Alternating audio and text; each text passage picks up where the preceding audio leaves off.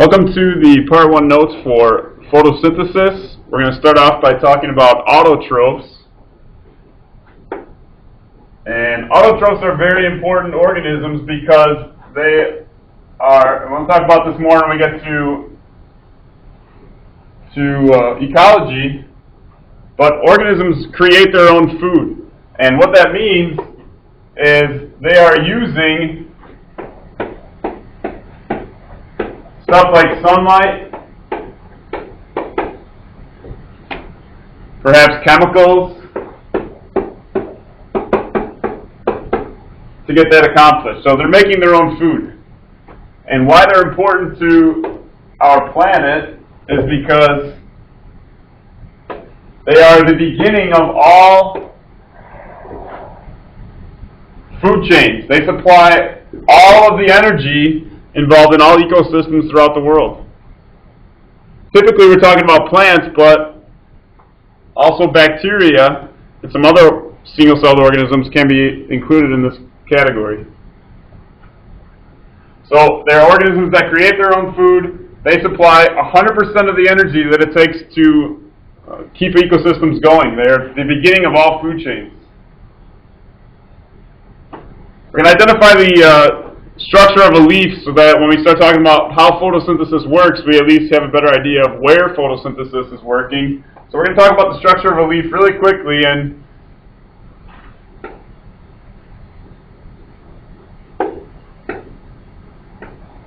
first thing I want to talk about is this top layer, and you can typically see this when you like take a leaf off of a tree or sometimes a blade of grass. You'll typically see this layer of wax. That's what the cuticle is. It's just a layer of wax, and what it actually does is prevents water loss. Okay? There's a lot of water inside these leaves, inside the cells, and if a leaf, big flat leaf, is sitting out in the sunlight, that water is going to evaporate up out of the leaf. So the job of that cuticle, that waxy layer, is to prevent the water from getting out. So it prevents water loss. That S kind of gets cut off there. I can't get it in a good spot. The next layer down is the epidermis, just like our skin, just provides a layer of protection. One layer down from that, you can see that they are these cells that are sort of standing upright, kind of like columns. That's called the Palisade Mesophyll. Palisade Mesophyll. And they are one of the two sites of photosynthesis. So we call these layers, the mesophyll layers, the primary sites of photosynthesis. So the next layer down there is the spongy mesophyll. And you can see there photosynthesis as well, but also gas exchange. You can see the arrangement of these cells. The palisade layer, these things are very thick and compacted in there, standing up on end. The spongy mesophyll layer, you can see there's a lot of space in there, and there's a lot of gas being exchanged and stored in that layer of cells. We have two layers of epidermis, an upper epidermis and a lower epidermis. They both provide the same function, and that is to protect the most important parts, the inside here, kind of like your skin partially protects your inside. Moving on down here, we actually have an opening in the leaf right here. That opening is called a stoma, or multiple would be stomata. This would be plural. Singular would be a stoma. And that is allowing for gases to go in and out, and also water actually travels out of the leaf too. And you can see that it's in a different location than the top. If there were a lot of holes in the top, the water would be coming out pretty quickly. So these holes in the bottom are not going to allow too much water to come out, but water coming out of the plant is important. We'll talk about that later.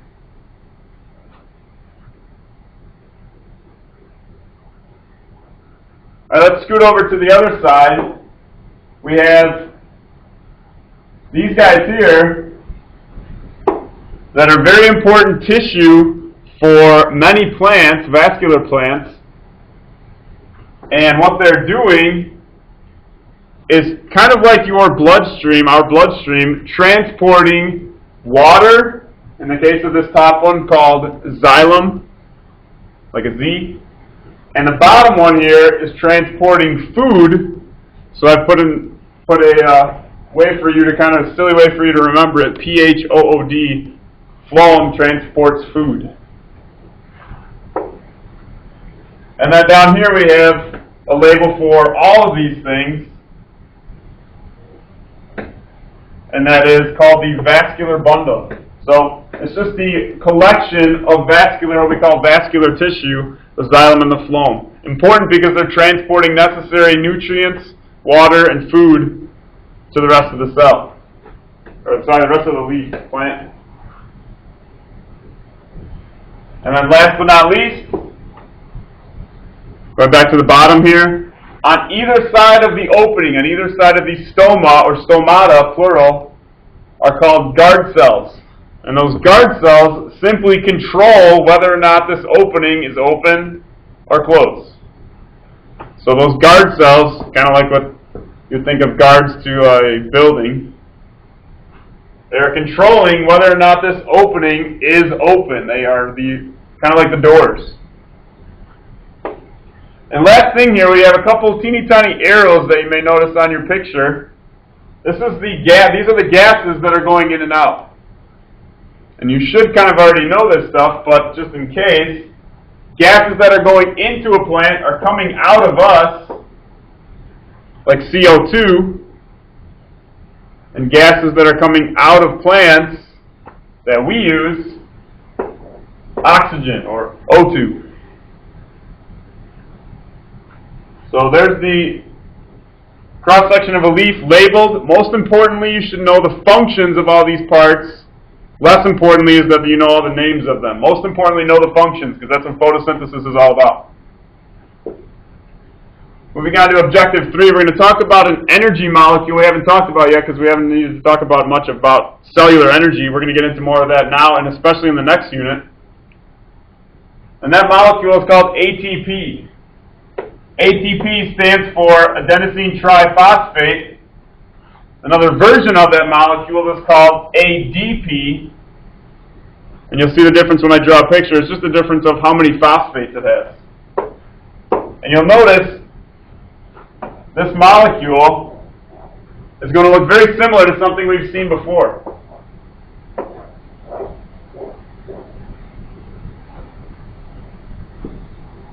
We have two rings here, a base that we just got done talking about.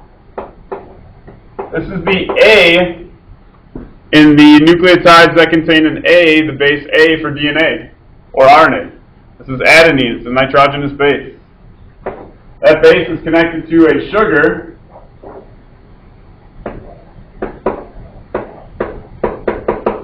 That sugar is a ribose, so this molecule is looking pretty familiar at this point.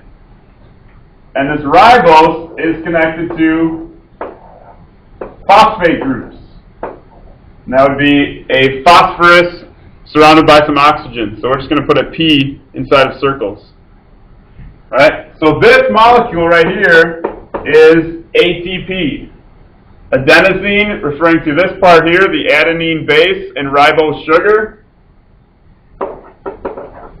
And the last part there, sticking off the side, and really the most important parts, are those phosphate groups. Here's how this thing works. When this molecule is energized, it's called ATP. You'll typically see in our pictures, it'll have this little star around it to represent this as an energized molecule. When one of these phosphates pops off, energy is released for the cell to use, and then it becomes ADP.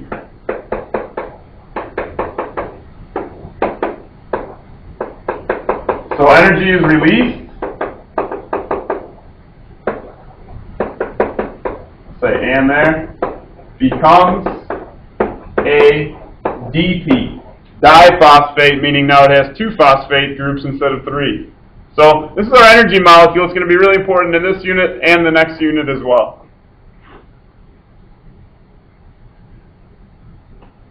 So number 4, explain the function of pigments in photosynthesis. These guys are really important. Without pigments, photosynthesis would not take place, and we would not exist, believe it or not. So pigments, pretty simple. They're proteins.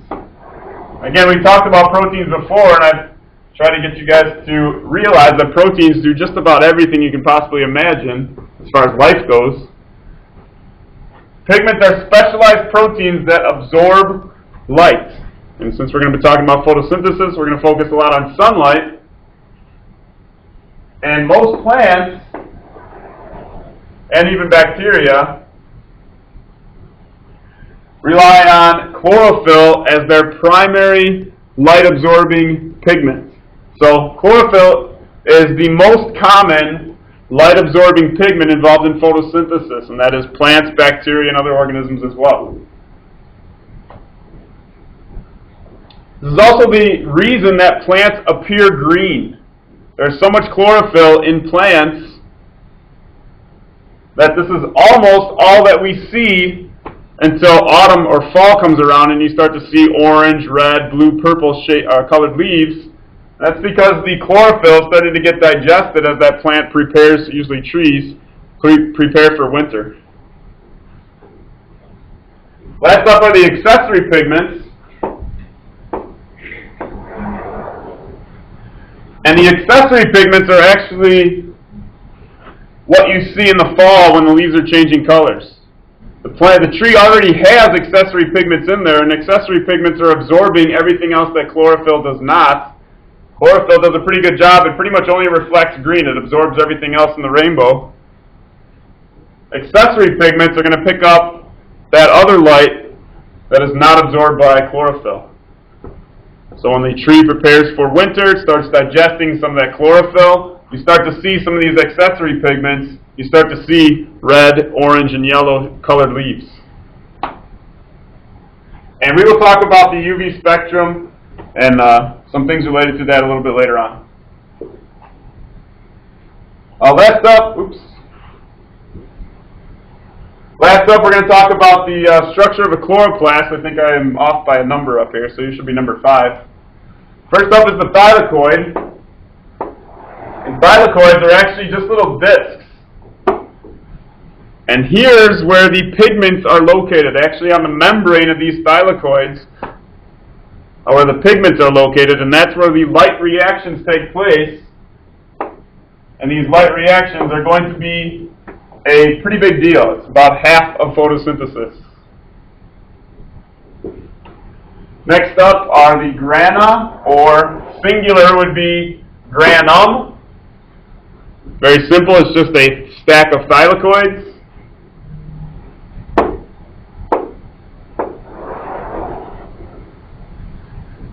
Next up is the stroma.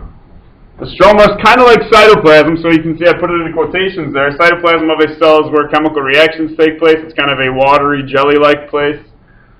But the stroma is the cytoplasm of the chloroplast. So inside of this organelle is the stroma, and that's where the dark reactions take place. We're going to call them the Calvin cycle. Last up, we need to label this guy. There are 2 membranes, and we'll see this again when we talk about mitochondria. Outer membrane and inner membrane. And then down here on the bottom of your picture, again, these discs, or one single disc, is a thylakoid. This arrow is pointing to the whole stack of thylakoids. And again, that is the granum, singular. Maybe an easy way to remember that would be your grandma makes you pancakes. And last but not least, the space inside, kind of a watery environment, the